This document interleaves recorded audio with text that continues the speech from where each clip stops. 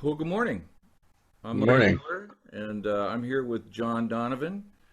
Hmm. I've been involved in spiritual questing for a long time. I have a master's degree in consciousness studies, and I met John, gosh, I think it's at least been 8 years ago, if not longer. And John's background is in drug and alcohol counseling, and he also facilitates group recovery work. And I met him through the men's group at Christ Unity Church in Sacramento, and John facilitated our group every week for 3 years before moving Yeah. to San Diego. We're here in Sacramento, and John's in San Diego today. So, John, welcome, and maybe there's a couple other things you'd like to fill in about yourself before we move into ask some questions and answers. Yeah, the group I had with you guys, I was invited to do a conflict resolution workshop with the men's group at Unity Church. And I want you to know that that invitation began a journey for me, that landed me right here where I'm at with the information that I have. Before that, I was content to do groups and classes in the jail, um, and counsel people on drug and alcohol. And that experience showed me that I have more to offer to a bigger, wider range of people other than addicts and alcoholics. So I'm actually really grateful for the invitation and for our friendship and where it's led us both. So Yeah. You know, one of the things that intrigued me when I met you was that you did have a lot of history already in the so-called men's movement, and a lot of the material that we use that you've put together starts from that perspective. Maybe you could share a little bit about what drew you into men's work, and now that you've been in it and you work with men and women, what has it led you to with respect to the accountability work we're going to talk about?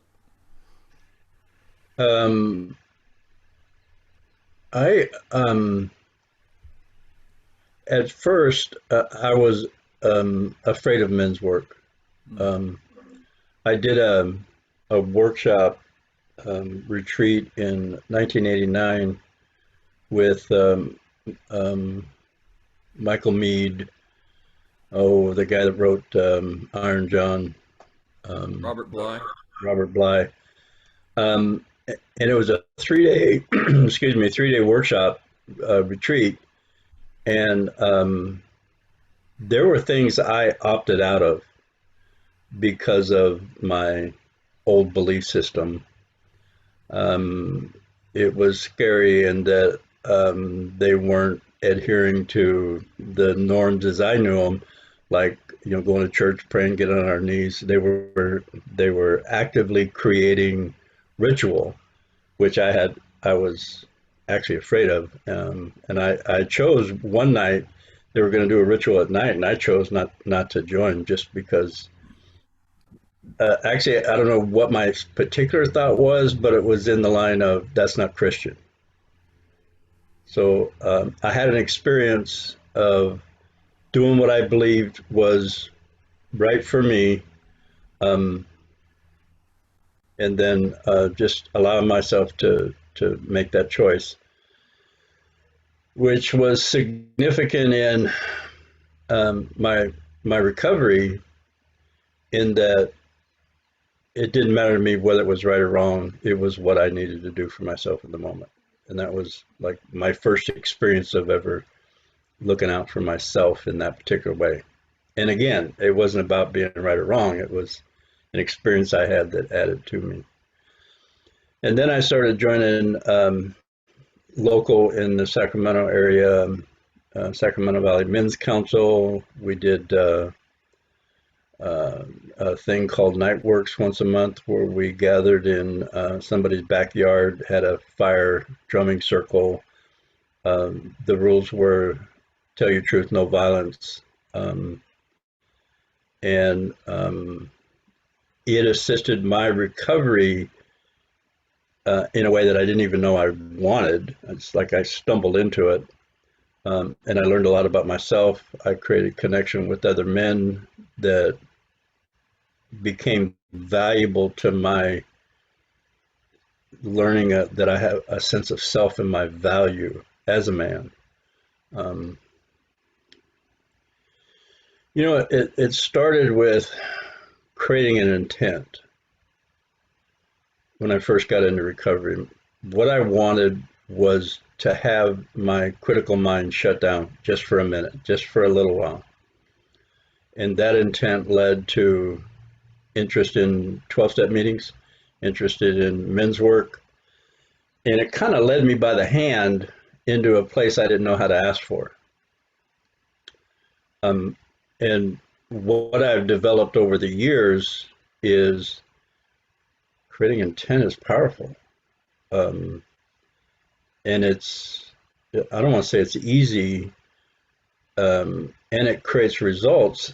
And then the conundrum, I don't know why that word popped into my mind. The conundrum of why didn't I do it before, and what is the resistance in me to do it again?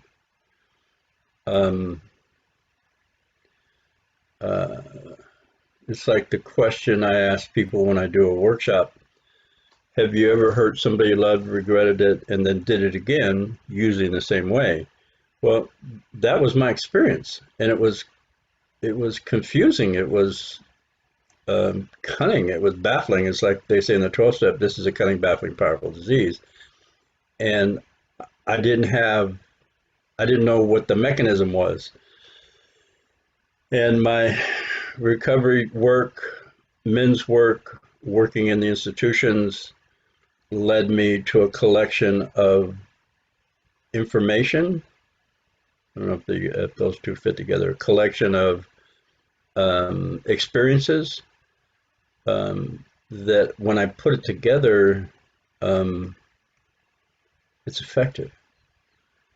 It sparks something in somebody that hears it, which I want to name right now, curiosity. And when I got curious about this, I was open to doing things differently than I'd normally done, or looking in places I would not normally look. So that raises a question that we've discussed in the past, but not particularly systematically. So your focus professionally for a long time was on men. I believe that you got involved in men's violence and cessation work. Is that right? Yeah, yeah, yeah. I And did my own 52-week class in learning a new style of communication. When I started, they call it batterers reeducation. they called it what?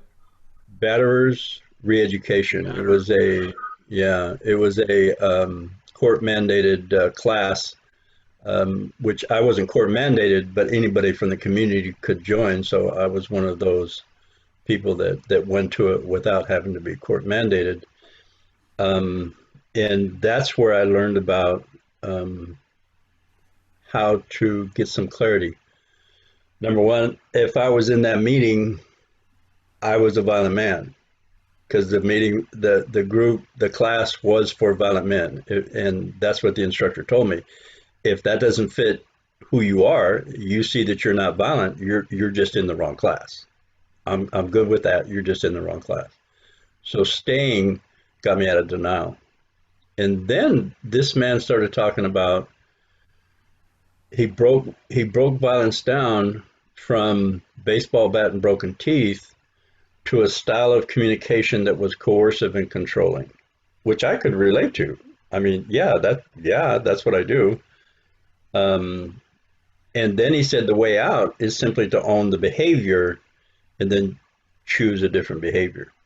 I thought, holy cow, this guy just gave me the pathway to my enlightenment. It's like it was just, oh my God, what a what I call a blinding flash of the obvious, BFO. It was like, holy cow. And that was in 1998. And I've been trying to explain this to people, and it's like, they're not hearing me. What stops me from explaining what I have to other people and them getting all excited about it and going, like I did, oh my God, this is cool, to the people I was talking to thinking I was trying to change them, judge them, make them do something they didn't want to do. It was okay for me, but they didn't have my problems, all that kind of stuff.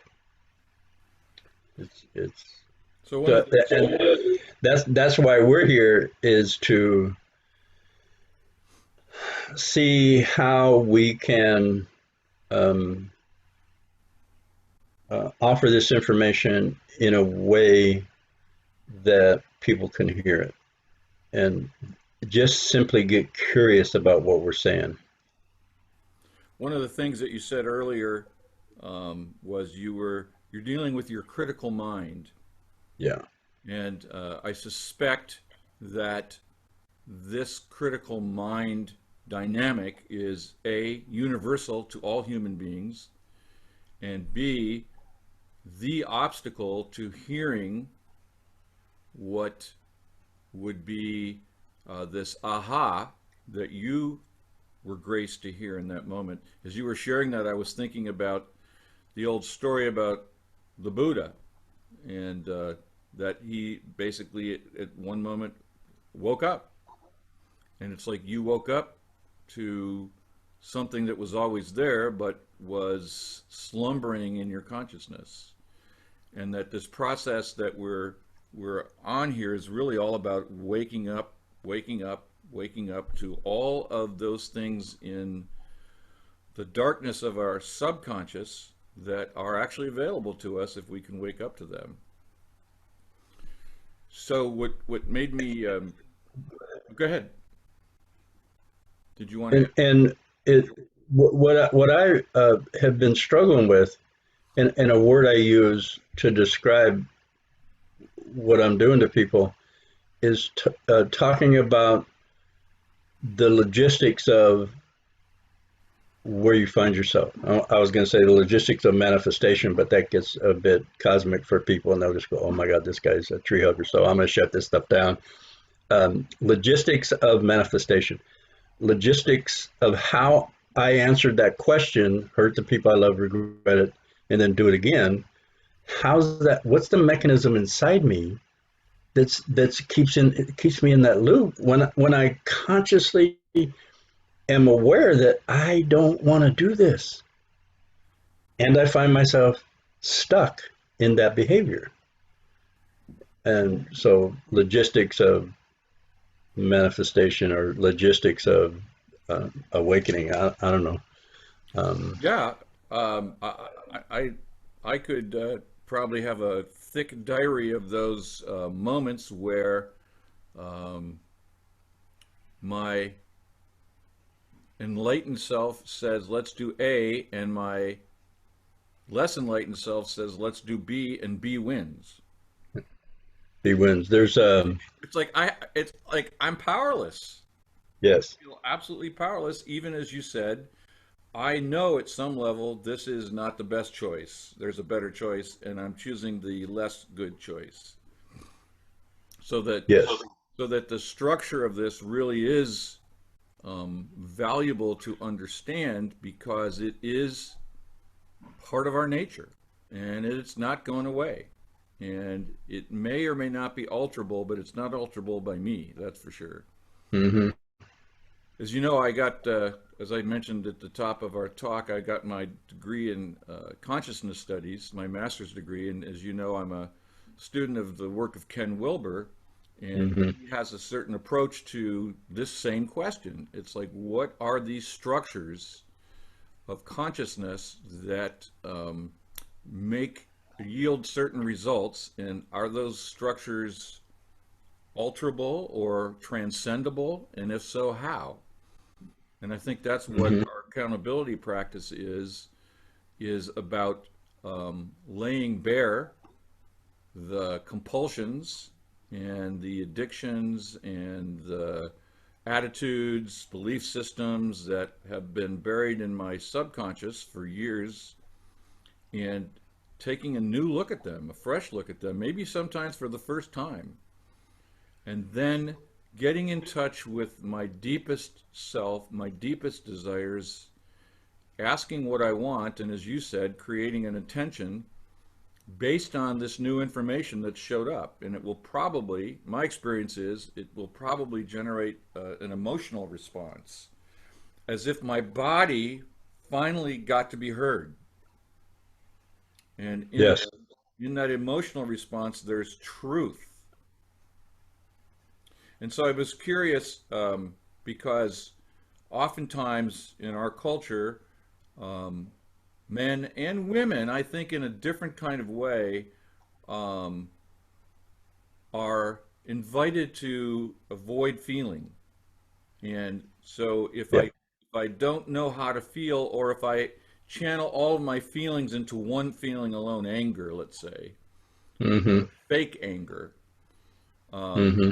then I don't have access to the truth anymore, and that I'm in this loop, this feedback loop of keeping me in this false consciousness, if you will. Right. How did you make that breakthrough that the issue is stored in our bodies, and that the emotional contact with the emotion of truth is part of this way out? It was a process that started with the first intent. Um, my intent was to have a moment of peace, and then it turned into, once I discovered I was violent, my intent became, it is my intent to be nonviolent. And then once I discovered that couching an intent in a negative creates the negative, creates what it is you don't want, Hmm. I changed that to, it is my intent to live a life of peace. And over a 10-year period, it was like I was I was led by invisible hands to the most appropriate experience so that I could manifest a life of peace. Um, and in the process, I found myself in men's work, 12 step, which introduced me to the power of community. Um, and when I spoke, people wondered at, or looked at me like I was a leader, which I had. You're looking at the wrong guy here. Um, and that confused me a bit. And um, the path was, it's almost like it was laid out in front of me based on that specific intent. And once I started realizing that my the new place that I was coming to was connected and directly related to what I wanted in the form of an intent, uh, okay, I want this. So there's this in my mind right now, in my awareness, is this whole bank of information. And I know that based on, I have another intent, and that intent is to offer this information to as many people as possible in the shortest amount of time. So I'm going to trust that the next thing coming out of my mouth is in alignment with that. Um, so I just went blank. That's funnier now. I just went blank. Well, let me do this. So if somebody's watching Exactly. you today for the first time, Yeah. could you summarize what this information is and the process by which you help people get it? Okay. So what I do is start with what, um, it's like you asked me, how do people get started? So I'm going to go to something that confused me, where I got some clarity from in contemplating this, and that's, believe it or not, Romans 7:15, where Paul said, he said it perfectly. I find myself in this position doing that thing I don't want to do, knowing the right thing to do and choosing not to do that. 2,000 years ago, he wrote that down. What the hell is that? So I would start there. This is not something that we're struggling with in 2020. This is something, and he probably got it from somebody that had been struggling for a couple thousand years before he got it. So instead of making that an indictment, which it sounds to me like an indictment, the way it's in whatever version of the Bible that there's something wrong with us, it's a pointer. There's a mechanism in us that is, and I don't know how I'm getting this jump, but that is been put in place to keep us safe. And if that mechanism is misinformed, it's subjective. It doesn't equivocate. It's not saying, oh, that's bullshit. If I tell a 3-year-old they're there's something wrong with them, or no, they don't feel whatever they're feeling, and I'm not mirroring for that child, he takes that information in as gospel. It gets imprinted on his um, uh, safety mechanism. And if that ever comes up again, he will revert to the resources he had as a 3-year-old to stay alive. A 3-year-old either freezes, stomps his foot and says no. A 3-year-old does not have the wherewithal to look at this person and say, excuse me, you're wrong, and it's not okay for you to do that to me. So that trauma gets stuck in the mechanism that is designed to keep us safe. So it thinks, when this happens again, stomp your foot, say no, scream, yell, run up to your room. And that's what you do. And then you got to like come up with a rational reason, because you're now a 40-year-old man stomping your foot, running up to your room, hiding from everybody. So you got to have to come up with a rational reason for that. And it must be there's something wrong with you, or these people are a bunch of assholes. So we go to blame and judgment to justify a behavior that is simply in alignment with our traumatic experience. Yeah, I know that to underscore what you're saying, I noticed that through working with you, that my strategy that I developed as a little kid was flight. Yeah. And the way I noticed that was whenever somebody close to me would say something that I heard as critical, or I don't love you, or you have to do this to earn my love, Mm-hmm. my instinct was to just say, the hell with you, goodbye. Yeah. It's like automatically, Yeah. no reflection, no conscious analysis. That just like rose up in my body. I'm out of here. Right. Yeah.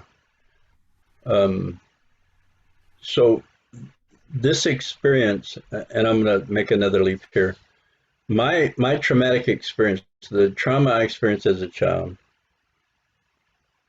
created a safety loop for me that if this ever comes up again, I'm going to do this. I'm either going to, and mine was freeze. I would freeze. I would just like go freeze.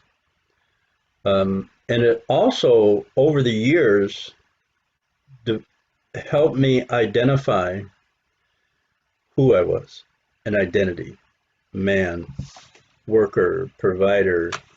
Get this right, you will be of value.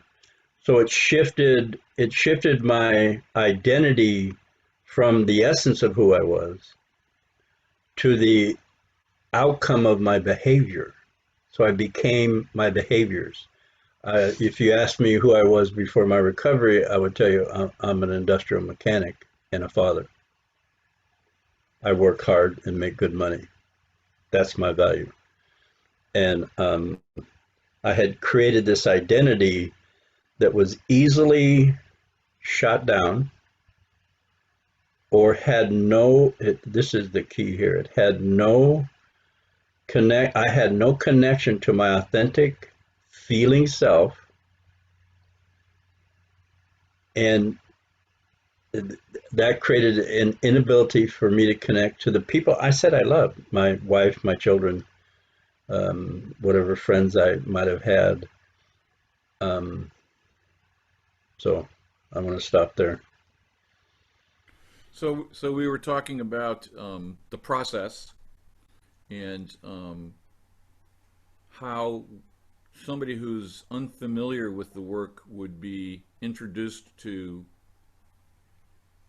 finding this possibility of waking up to this hidden truth that we all have. And so I know that one of the ways that so you tend to work in groups. I know that you do individual work, but the power, my experience anyways, is through the group process. And we're talking, what's an ideal group size, would you say? Um, 10 to 12. Okay, so I'm one of 10 to 12 people. We're sitting in a circle, and if there's new people there, there's probably a range of people who are curious and open to people who are resentful and wish they weren't there.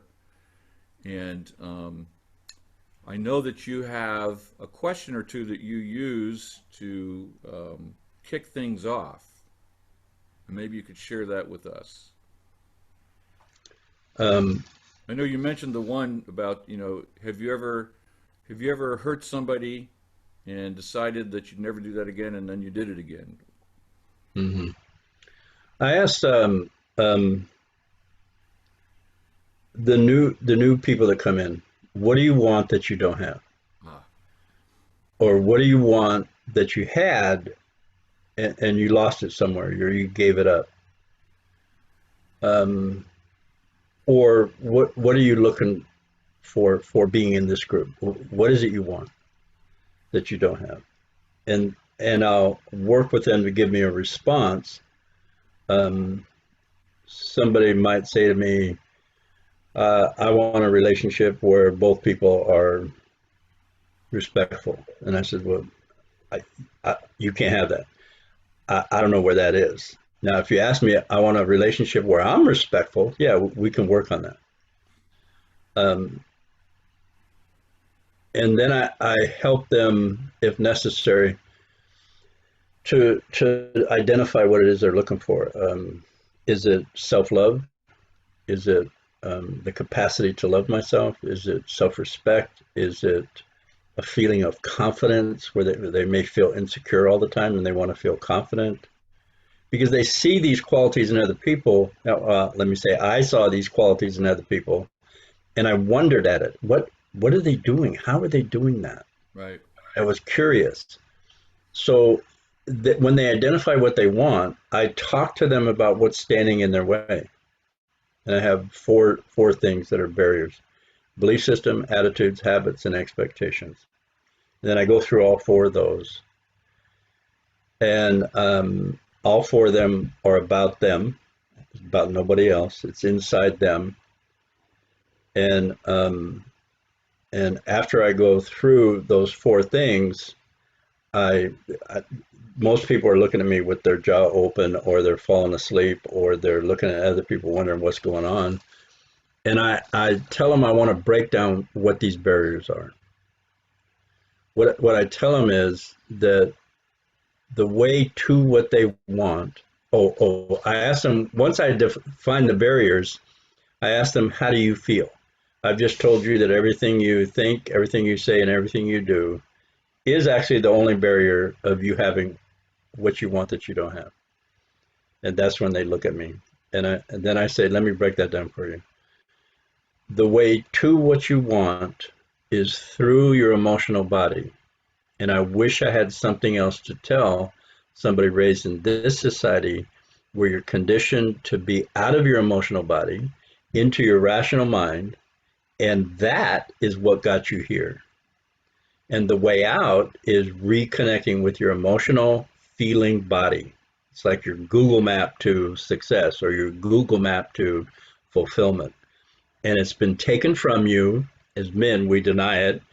As women, they can have it, but it's demeaned and diminished because it's weak, because they're the weaker sex, they're the weaker gender. So men don't want to feel or don't feel. Women know every time they feel, it's going to be a sign that they're weak.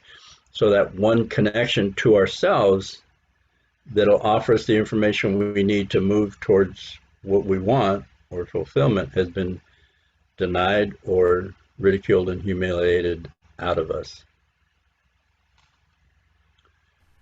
Holy Why cow. is that? So why is the emotional body, if I can use that term, the key here?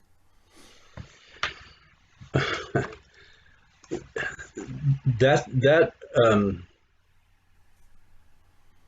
it's like whenever somebody talks about our emotional body, it's with the presupposition that it's something different than who we are.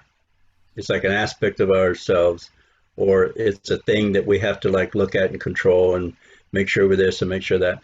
And actually, human being, planet Earth, carbon-based life form, biochemical, electromagnetic being, is an emotional, feeling, thinking being. It's not something. So if I say human being, picture includes all of that. The picture I had before was I'm smart, I'm rational, I'm logical, I have common sense, and the emotional part of me was something to be manipulated or controlled or stopped or worked around. When the truth was, that's my connection to myself and my capacity. With that connection to myself, I have the capacity to connect to other people because of those three things that make me human: emotion, feeling, thinking. And we in our society have got that flipped around, and we rely strictly on our thinking, which handicaps us in relationships because relationships are not rational. They're dynamic, fluid, and full of mystery and like what the hell's going on. And if I'm not connected to my emotional and feeling body, I'm taking a knife to a gunfight. What's interesting to me about this, going back to what you said earlier, it's part of our survival strategy, is that it seems universal and it seems historical. That this has been, as like you said, quoting Paul, this has been around, I would suggest it's been around since the mammalian brain of the human being was part of our evolution. Homo sapiens, 100,000 years old, roughly. And so this has been around a long time because, of course, we don't have any direct experience of what it was like for our ancestors to survive in the environment that started in the Great Rift Valley in Africa. Right.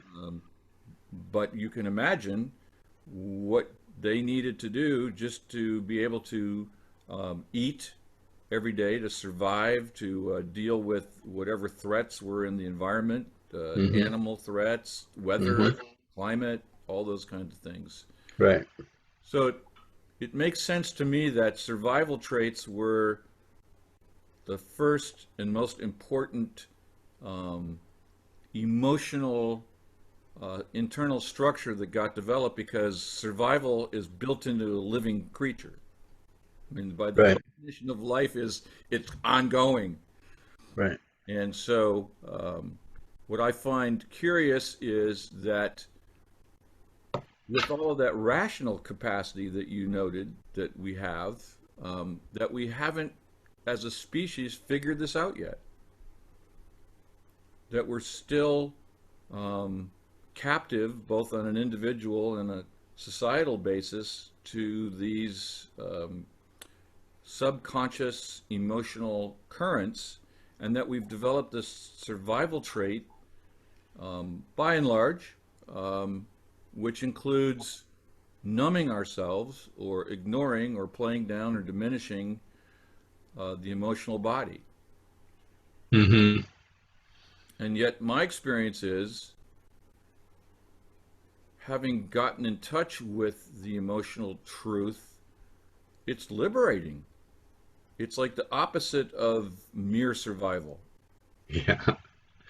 That's where the joy, connection, fulfillment, capacity to struggle in a healthy way that connects me to me and other people and empowers other people instead of me having this need to make myself less or somebody else less because I don't want to make somebody feel bad or all this other stuff. Now we're getting into the logistics. Again, every time we come to this point, I have this bank of information.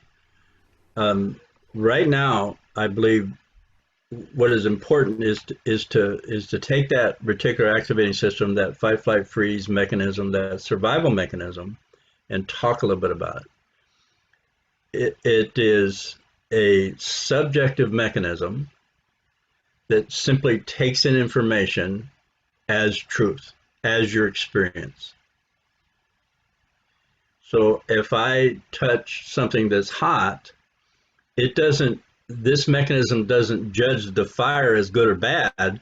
It just takes the experience and says, don't do that again. So the mechanism is subjective. So any information that goes in there, including the trauma, is seen as, this is what I'm going to do to keep you safe. Like, run away. Any criticism, run away. And it is acting in your best interest without your awareness, without your approval, without your in the moment approval. Now, the mechanism, survival mechanism, our experience is stored in a subconscious level inside us. 7/8 of the information, 9/10 of the information, a shitload of information that has been loaded in there subjectively. And it is designed, its purpose is to keep us safe. It's subjective. It's not malicious. And yet I found myself in a behavior that was malicious, that was hurtful, damaging, controlling, arrogant, entitled. So when I went to the behavior and said, I'm fucked up, I'm an arrogant asshole, this mechanism heard that as a threat to its need to keep you safe and just kind of clamp down and cut off my rational mind and sent me back into the behavior without my awareness. Let me use the example of addiction. I was an alcoholic.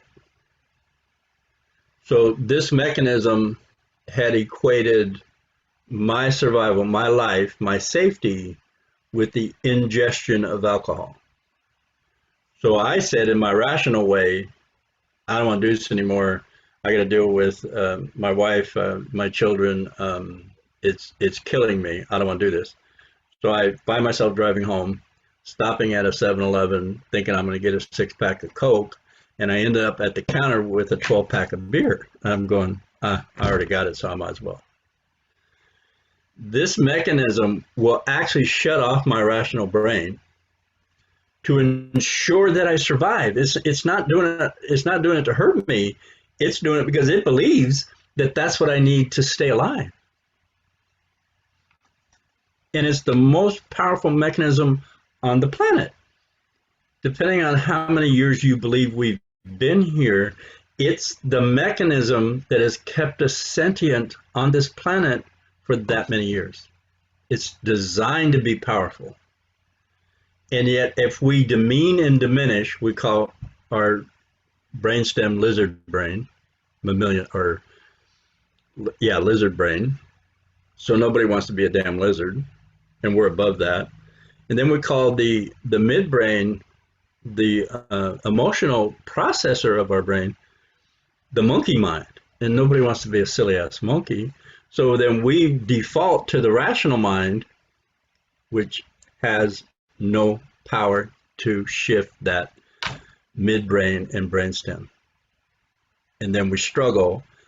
Instead of looking for something different than what we've been looking for, we blame, minimize, judge ourselves and other people, and the cycle continues generation after generation after generation.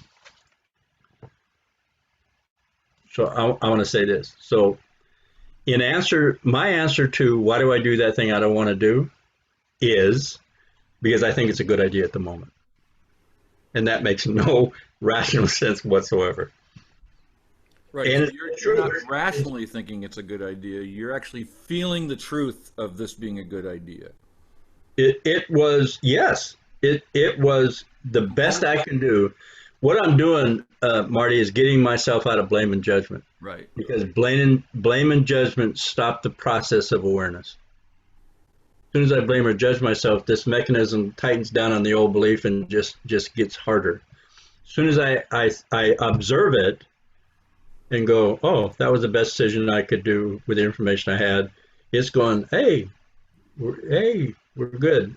There's a relief. There's a feeling that happens because that's who I am is an emotional feeling being.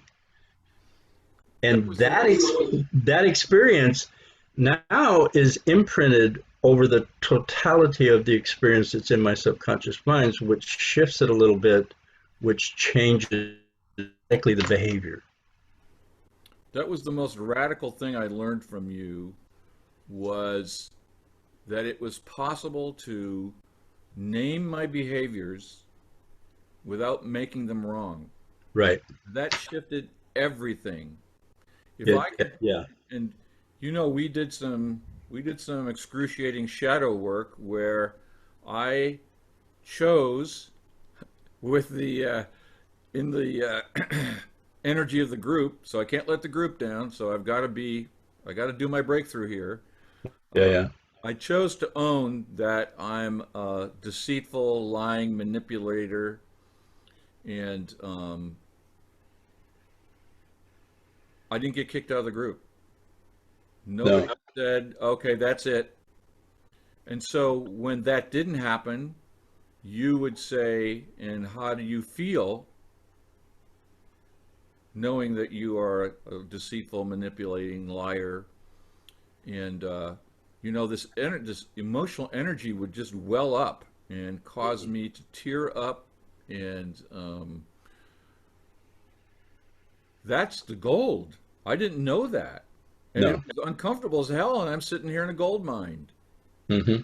But because the group witnessed it, the group probably felt it, and everybody supported it, it gave me the opportunity with your facilitation to ask for what I wanted instead. Yes. And so that process, the way I understood it, is that emotional ground is where all of the creative power is. And that when I initially decided as a kid to run away, that was an emotional decision. Yes. And so I planted flight into my emotional body as a survival mechanism. And now, decades later, I could plant something else. Yes. And that something else would flower over time through continuous reinforcement, through affirmation or restating my intentions regularly. And that, so I set about 9 months ago, I set my intention. It's my intention to experience life as joy, peace, freedom, and community. And guess what tends to show up even in times of stress? Yes. I mean, I can still feel the flight, but I'm no longer compelled to fly Right. because now that's in a garden of joy, peace, freedom, and community. And it was the new information, the access, the gold's in my emotional body, and there's nothing wrong with how I feel or what I think about myself or my behaviors. That is to say, I'm not going to blame or judge myself for these. This is just information that can lead me back to my emotional gold mine Yes. and make a new decision every day, every moment. Every moment. So let me offer new information about the logistics based on what I just heard you say. Great. You had an emotional experience by telling the truth of the result of the trauma, like arrogant and entitled, and that's that was in alignment with the trauma.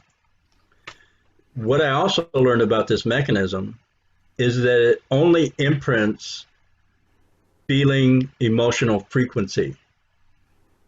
That's what gets imprinted on that. It's like the fire burn, that's a feeling, that's a body feeling. That's what gets imprinted, not my judgment of the feeling itself. So to change that mechanism, the information that's stored there, it is necessary to create an emotion equal to or greater than the one stored. I'll offer a group that information, and then I'll look at them in their blank stare or they're looking around, and I said, let me talk to you in street talk about what that means to you right now. They go, okay. It means you're screwed. It means you're totally helpless because you've estranged yourself from your emotional body, which is your only way to get to the trauma and reframe it. So you're pretty much screwed. And that statement gets their attention and offers a feeling inside them. And usually the feeling is, I don't know how graphic I can get on this thing, but screw you, John. The hell with you. I don't need your shit. You're full of shit. Why don't you talk in, real sentences? All this stuff that's inside them actually creates a feeling. And that's where I speak to that. I go to that. And the process you described, telling the truth, the result of the information stored in my subconscious in the form of trauma created a behavior that's simply in alignment with that. It's not right or wrong, good or bad, and it does hurt. It hurts, it causes separation, and it causes destruction. Yes, that's true, but it's in alignment with your experiences. I've just got a neighbor just called me here. There might be a problem. I'll be right back. Hi. To change the old information that has become a belief, the only way to change it is with an emotion equal to or greater in the frequency of that feeling. So when you said the truth about arrogant and entitled, that truth created an emotional frequency. And you really didn't have to think about it because your body hasn't forgotten how to do this. Your body automatically, it's that you are an emotional being. It's not separate from you. It's not about control, not control. It's like you saying, well, I got to work with this hand because it's like giving me problems. I can either take it off or it's talking about it like it's separate from you. No, it's an aspect of you. So is your emotional body. So your body knows how to do this. The truth creates emotional frequency, And then I'll ask you, what do you want? Then when you create that intent, it attaches on that level, that emotional frequency, and drops into your subconscious, which changes you. It cannot not change you. And then I simply asked you to pay attention because your behavior is going to shift. It cannot not, because your behaviors was in alignment with what was in there. Your behaviors will continue to be in alignment with what you now put in there consciously. It's an amazing process. We're running out of time, so we won't have time to get into this today, but maybe next time we can explore why this is actually a wonderful gift and why this is something we would be advised to embrace and celebrate rather than be angry about or be critical of. Right. Yeah. There's something about what's implied in what you're saying is that there is a creative aspect to us that's always working. And it's dealing with these inputs, it's responding to these inputs, and the possibility is change the inputs and you get a different output, because Yeah. the creative human nature can't not create. Right. Yes. I would love to have that conversation. And I know it's like that. An hour, it just flies by when I find myself in this process. So, Well, that's yeah. that's my experience too. Yeah. Yeah. Yeah. But I was actually checking in with myself halfway through, and I realized that when we started our talk, I hadn't really checked in with my emotional body. And so, again, the power of this work is to remind me to check in. Not that, I checked in and I felt fine. I felt peaceful and at ease. Mm-hmm. There's power in noting that, because that's, again, my access to the creative body. We don't have words for these things. Mm-hmm. In our spiritual traditions, we have words. In all of the major religions have words for these aspects of us. But in our psychological modern world, we don't necessarily have good words for these. Yeah, in our spiritual texts, we do have words that apply to this process, but then we assign them to other people because they deserve it. We don't, and we're human, and oh, poor us, and we're bent towards evil anyway, and we got to get that the evil beat out of us, and it's just a convoluted mess. It's interesting in our you were referring earlier to our Christian tradition, which is basically our cultural idiom. And I was raised in Catholic school. I Mm-hmm. went to Catholic schools for 14 years. And they, in all of those 14 years, they did not bring us to the mystical elements of what Jesus said or Paul said. And as you know, I'm now part of a unity church in the New Thought, which is an access to this mystical element of Christianity. And it's like, I discovered stuff Jesus said, greater works than these you will do. Yeah, You and it's I like and the Father are one. It's like, where was that stuff when I was going yeah, to Jesuit high school? exactly. Yeah, yeah, the Gospel of Thomas, and yeah, it's incredible. So to me, the power of that, as we wrap things up, is it demonstrates that human beings had access to this information a long time ago. And the fact that we've had access to this information for a long time and we still haven't transitioned ourselves with the grace of God into greater self-awareness is a very interesting element of our history and our evolution. Yeah, And yeah, we find ourselves, I find myself a willing participant in pushing the boundaries of this. not just on behalf of my individual self because this individual self dies, but on behalf of the whole consciousness project of the universe. Yes. Yeah, I'm with you with that. Um, um, yeah. Um, So we can pick and this up next time. we have all kinds of stuff to talk about, actually. It's really cool. Well, here's a chance to wrap things up. Any final thoughts before we call it quits and pick this up next time? Um, my journey, I've been graced in my journey with information that has been liberating. Um, I and that's how I couch it. It was like I was just doing what I do, and then this information dropped on me, was graced to me, um, and it is my intent to offer this information to as many people as possible in the shortest amount of time, so that they can also feel a sense of relief or a self-appreciation or connection to the people they say they love. I could never connect anybody. I thought I never had that. I wasn't capable of love or compassion or feeling even.